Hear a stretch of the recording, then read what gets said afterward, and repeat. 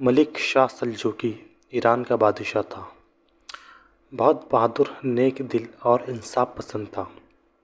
اس کے خاص بڑائی یہ تھی کہ وہ اپنے مہذب اسلام کے احکاموں پر سچے دل سے عمل کرتا تھا۔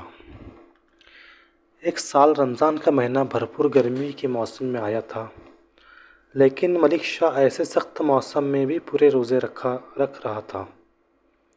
28 روزے گزر جا چکے تھے اور اس دن 29 روزہ تھا۔ سب کی خواہش تھی کہ آج چاند نظر آ جائے اور دوسرے دن شان و شوکت سے عید منائی جائے۔ سلطان ملک شاہ بھی اپنے محل کی اونچی چھت پر کھڑا چاند دیکھنے کی کوشش کر رہا تھا، لیکن چاند تھا کہ کہیں دکھائی نہ دیتا تھا۔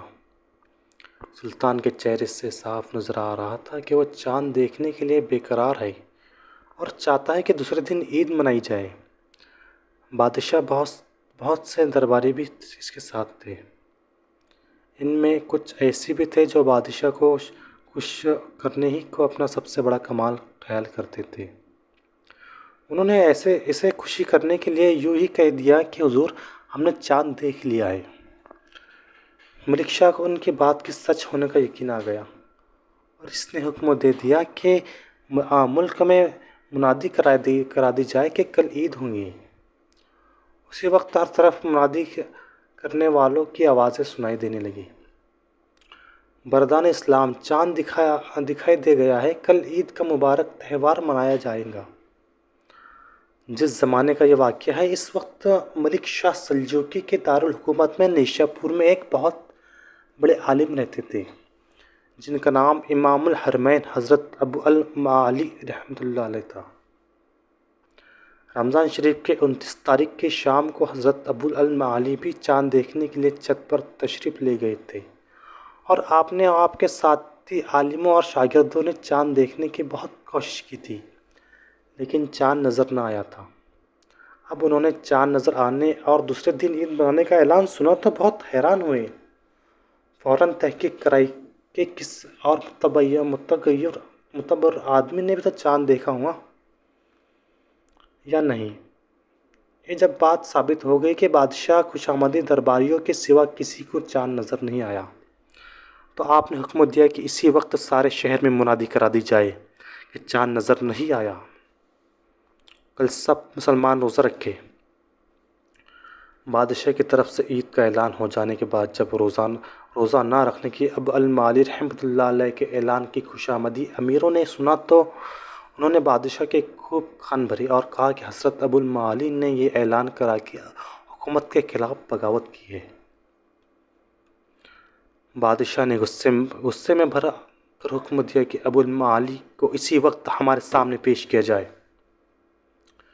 شاہی پیادے اسی وقت حضرت ابو المعالی رحمۃ اللہ علیہ کے گھر پہنچ گئے۔ حضرت ابو المعالی رحمۃ اللہ علیہ اس وقت گھر میں سادہ لباس پہنے ہوئے تھے، اسی طرح ان کے ساتھ شاہی محل کی طرف چل پڑے۔ بادشاہ غصے کی حالت میں ادھر سے ادھر ٹہل رہا تھا۔ حضرت ابو المعالی رحمۃ اللہ علیہ کو دیکھا تو گرج کر بولے، آپ اس بات کا جواب دیجیے کہ درباری لباس پہنے بغیر ہمارے سامنے کیوں آئے، اور دوسری یہ بتائے کہ جب ہماری طرف سے عید کی منادی کرا دی گئی تو آپ نے اپنی طرف سے اس کے خلاف منادی کیوں کرائی؟ آپ نے بڑے اطمینان سے جواب دیا، علی جاں، معمولی سی لباس میں حاضر ہو جانے کی وجہ یہ ہے کہ جب سرکاری پیادے بلانے کے لیے آئے تو میں نے خیال کیا کہ ضروری کوئی خاص بات ہے جو حضور والا نے اس وقت یاد کیا ہے۔ میں جس طرح بیٹھا تھا اسی طرح اٹھ کھڑا ہوا، اگر لباس بدلتا تو ضرور کچھ دیر لگتی۔ رہ گئی دوسری بات تو اس کے بارے میں یہ دریافت کرنا چاہتا ہوں کہ ایک خاص دینی معاملے میں حکومت نے کیوں دخل دیا؟ چاند نظر آنے یا نہ آنے کا فیصلہ کرنا دین کے عالموں کا کام ہے۔ بادشاہ اس کے درباری اس میں اپنی مرضی نہیں چلا سکتے۔ حکومت کی طرف سے جب عید کا چاند نظر آنے کا اعلان کیا گیا تو میں نے اپنا فرض سمجھا کہ مسلمانوں کو صحیح بات بتاؤں، اور میں پورے یقین کے ساتھ عرض کرتا ہوں کہ ملک کے کسی بھی حصے میں کسی قابل اعتبار آدمی نے چاند نہیں دیکھا۔ حضور کی خوش آمدید درباریوں نے شاید حضور کو خوش کرنے کے لیے یہ اعلان کرایا ہے۔ حضرت ابو المعالی رحمۃ اللہ علیہ کی باتیں سنی تو بادشاہ سوچ میں پڑ گیا۔